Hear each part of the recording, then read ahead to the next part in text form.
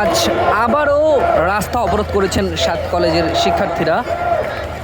আপনাদেরকে আবারও জানিয়ে রাখি, ঢাকা সেন্ট্রাল ইউনিভার্সিটির আইন ২০২৫-এর ওপর মহামান্য রাষ্ট্রপতির পক্ষ থেকে অধ্যাদেশ জারির এক দফা দাবি নিয়ে শিক্ষা ভবন অভিমুখে পদযাত্রা ও অবস্থান কর্মসূচি গতকাল থেকেই চলছে। এখন পর্যন্ত সেই দাবি চলছে, কিন্তু জনদুর্ভোগের কারণে কালকে গত রাতে এই অবরোধ সরিয়ে নেওয়া হয়েছিল।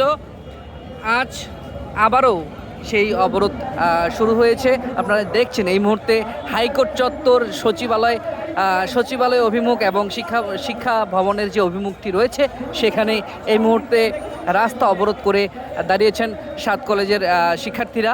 তাদের দাবি না মানা পর্যন্ত তারা এই রাজপথ ছাড়বেন না, এমনটি জানিয়েছেন। আপনারা দেখছেন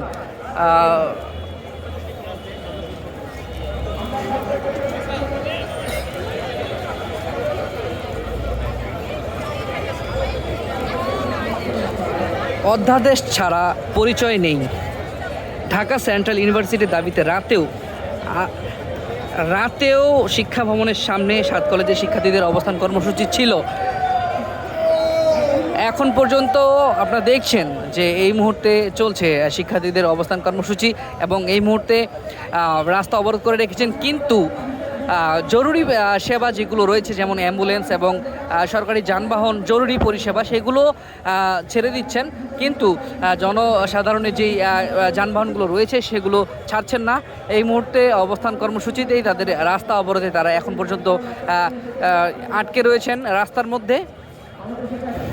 জনদুর্ভোগের বিষয় নিয়ে কথা বললে শিক্ষার্থীরা জানান যে তাদের দাবি বাস্তবায়ন না হওয়া পর্যন্ত তারা এই রাজপথ ছাড়বেন না।